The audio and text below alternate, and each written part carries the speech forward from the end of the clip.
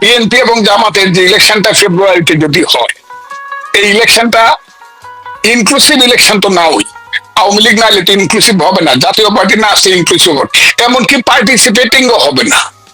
ভোটাররাও এখানে ভোট দিতে অধিক সংখ্যক আসবে না। বিএনপি সৃষ্টি হওয়ার পরেই 1978 সনে, তখন আপনি ছিলেন, দেশে ছিলেন, এবং আপনি চাকসুর দিয়েছিলেন তার 1 বছর পরে। সেই সময় থেকে আজ পর্যন্ত 2008 পর্যন্ত যে ইলেকশন গুলো হয়েছে, যে ইলেকশনে বিএনপি এবং আওয়ামী লীগ অংশগ্রহণ করেছে, সেখানে ফার্স্ট সেকেন্ড বিএনপি এবং আওয়ামী লীগের মধ্যেই হয়েছে। এবং বাংলাদেশের ভোটার শ্রেণী বা জনগণ হলো, ভোট দিতে গেলে দেখা গেছে যখন আওয়ামী লীগ জয়লাভ করছে, আওয়ামী লীগ 40%-এর উপরে ভোট পাইছে। বিএনপি পরাজিত হইলেও 32, 33, 34% ভোট পাইছে। আবার বিএনপি যখন জয়লাভ করছে তখন 40.42% ভোট পাইছে, আওয়ামী লীগও 33.34% ভোট পাইছে। এই কম্পিটিশনটা আওয়ামী লীগ এবং বিএনপির মধ্যে বিভক্ত বাংলাদেশের ভোটার শ্রেণী বা জনগণ সমর্থনের দিক থেকে। এখানে জামাতের 6% ভোট আছে, এবার ভোট করলে, বা 7% ভোট আছে, এইবার ভোট করলে আরো 1% কমবে।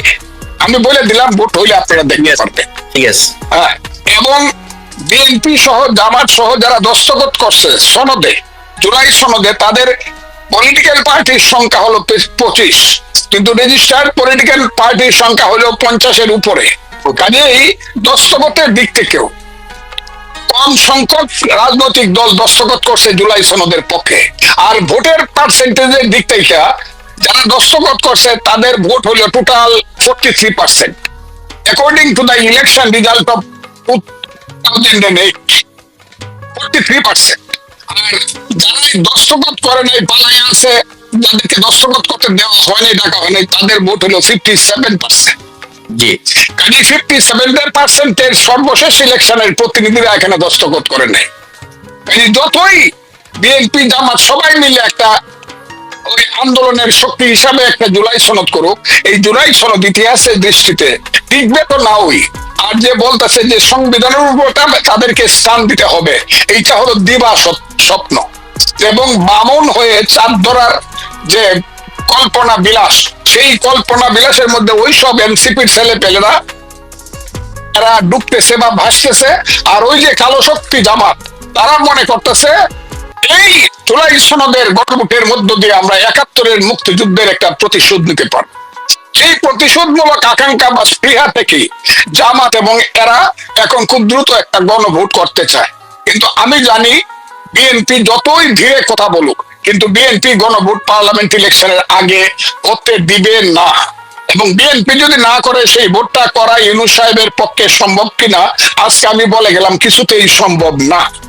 আর বিএনপি যদি কোনো কারণে পার্লামেন্ট ভোটের আগে গণভোটে রাজি হয়, তাহলে আমার মনে হবে বিএনপির কি হবে জানে না, তবে বাংলাদেশের মানুষের ভাগ্যে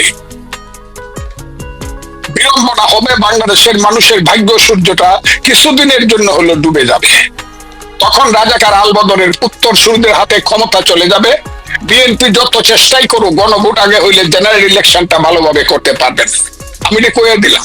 এবং নাও হইতে পারে, গণভোটটা হওয়ার পরে পরে ইউনূস সাহেব তার সমর্থিত দ্বারা জামাত ইসলামকে নিয়ে বলবে, এখন তো মানুষ আমাদেরকে বলে দিছে জুলাই সনদের ভিত্তিতে দেশ চলবে, আচ্ছা আপনারা একটু অপেক্ষা করেন, ইলেকশনটা দেখতে পিছা। অধিক সত্য কথা বলে দল থেকে সাময়িক বহিষ্কার হয়েছিল, এখন আবার দল মনে করতেছে আমাকে আবার ডাকছে। আমি তো একটা মানুষ, কিছু কথা বলি শুনে, সব কঠিন সত্য কথা বললে কিন্তু বিপদ আছে। আপনি শুনেন, কারণ আমার উপরে যারা শুভাকাঙ্ক্ষী, আমার ব্যক্তিগত জীবনের শুভাকাঙ্ক্ষী, তারা মনে করে আপনি কথাই বলেন না। যে কারণে তোমার মতো লোককে আমি কতদিন ঘুরাইছি, কথা বলবো না। আমি যদি কথা বলি, তাহলে বিএনপি এবং জামাতের যে ইলেকশনটা ফেব্রুয়ারিতে যদি হয়, এই ইলেকশনটা ইনক্লুসিভ ইলেকশন তো নাওই। আওয়ামী লীগ নাহলে তো ইনক্লুসিভ হবে না, জাতীয় পার্টি না আসলে ইনক্লুসিভ হবে, এমনকি পার্টিসিপেটিংও হবে না। ভোটাররাও এখানে ভোট দিতে অধিক সংখ্যক আসবেন না। আমি বলে দিলাম, বিএনপি আমার উপরে রাগ করবে, জামাত ইসলাম হয়তো বা মনে করবে এর মতো মহাশত্রু আর নাই, হবে না। কারণ মানুষ তো মানুষ, সে তার কর্মে মানুষ, সে তার মনে মানুষ, তার বিবেকে মানুষ, তার আবেগে মানুষ। যখনই বিএনপি আর জামাত যাবে একটা এলাকাতে, প্রথমেই 30% লোক ভোট দিতে আসবে না। ওই যে জাতীয় পার্টি না হলে এটা 35% হবে।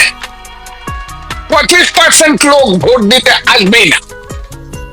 আর বিএনপির যে পার্সেন্টেজ সর্বশেষ আছে 36, সেটা যদি আরো 5 বাইরে থাকে 42 কইলাম, বিএনপির লোকজন মনে করবে ক্যান্ডিডেট তো কঠিন ক্যান্ডিডেট নাই, কি হবে জামাতের সাথে কম্পিটিশন তো এমনি আমরা পাস করবো, ভোট দিতে যাওয়ার দরকার কি?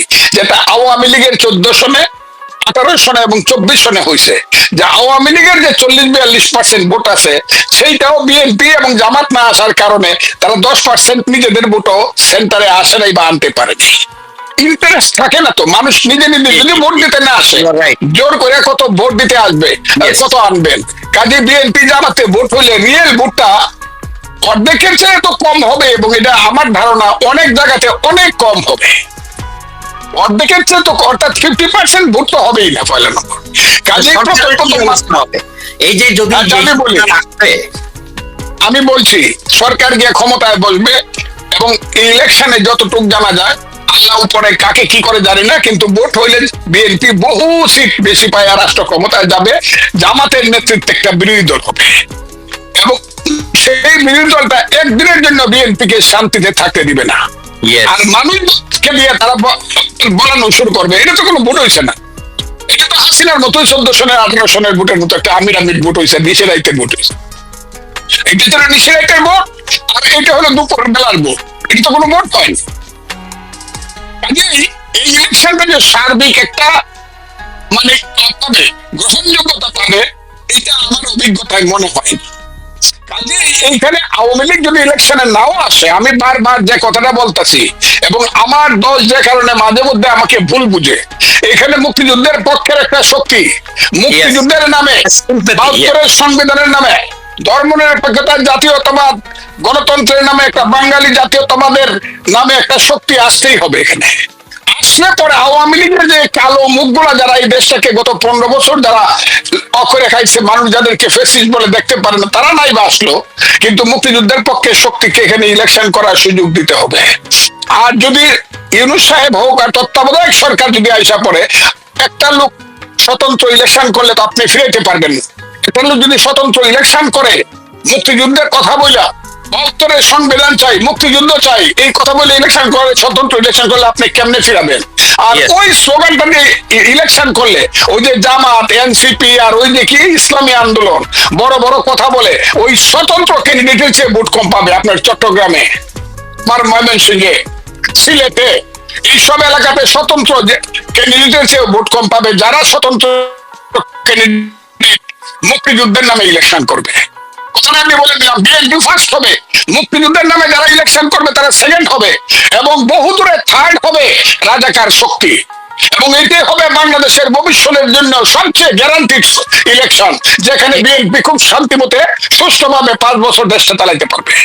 একদল লোক দাঁড়ায় গেল এই মুক্তিযোদ্ধাদের মধ্যে এবং মুক্তিযোদ্ধা প্রজন্মদের মধ্যে, যারা মুক্তিযুদ্ধে বিশ্বাস করে তাদের মধ্যে, তারা বুঝ করে দাঁড়ায় গেল, তুমি গিয়ে স্বতন্ত্র দাঁড়াও, কিন্তু নামটা হবে আমরা মুক্তিযোদ্ধা। আমার কথাটা খুব বোঝার চেষ্টা করো, আমার কানে যা আসে, আমি জানি না বিএনপির কানে এই কথাগুলো যায় কিনা, অন্য দলের কানে। আমরা মুক্তিযোদ্ধা, একটা অঞ্চলে গিয়ে একজন লোক যার গ্রহণযোগ্যতা আছে, যে দুর্নীতি করে নাই, কোনোদিন আওয়ামী লীগের লিডার ছিল না, আওয়ামী লীগকে শুধু সমর্থন করতো, 72 সংবিধানকে মানে, ধর্মনিরপেক্ষতা, অসাম্প্রদায়িকতা মানে, গণতন্ত্র মানে, এইরকম একটা লোক স্কুলের হেডমাস্টার, কলেজের প্রিন্সিপাল হোক আর রাজনৈতিক কর্মী হোক, সে গিয়ে বললো আমরা মুক্তিযোদ্ধা নামে এই ফোরাম থেকে দাঁড়ায় গেল। আর যখনই আমরা মুক্তিযোদ্ধা নামে 300 না দাঁড়াইতে পারলো, 200 লোক দাঁড়ায় যাবে, এর মধ্যে 50 থেকে 60 জন লোক পাস করে আসবে। বাংলাদেশের পরিবেশ এই, কারণ বিএনপি যেখানে পাস করবে, জামাত বিএনপির কাছাকাছি যাইতে পারবে না ভোটে, জামাত ফ্রন্ট ওইখানে ওই লোকটা 50-60টা সিট পাস করবে, শুধু স্বতন্ত্র ভাবে আমরা মুক্তিযোদ্ধা নাম দেয়, আরো বেশি হইতে পারে। মানুষ যদি সমর্থন করে স্বতন্ত্র ইলেকশন করতে পারবে, স্বতন্ত্র 1% ভোটে যদি ডিস্টার্ব করে, বলতেছে তো, আমি তো বললাম ফেয়ার ভোট, ফেয়ার ভোট হলে যে কোনো লোক ওই স্বতন্ত্র দাঁড়াইতে পারবে, অসুবিধা হওয়ার কথা না।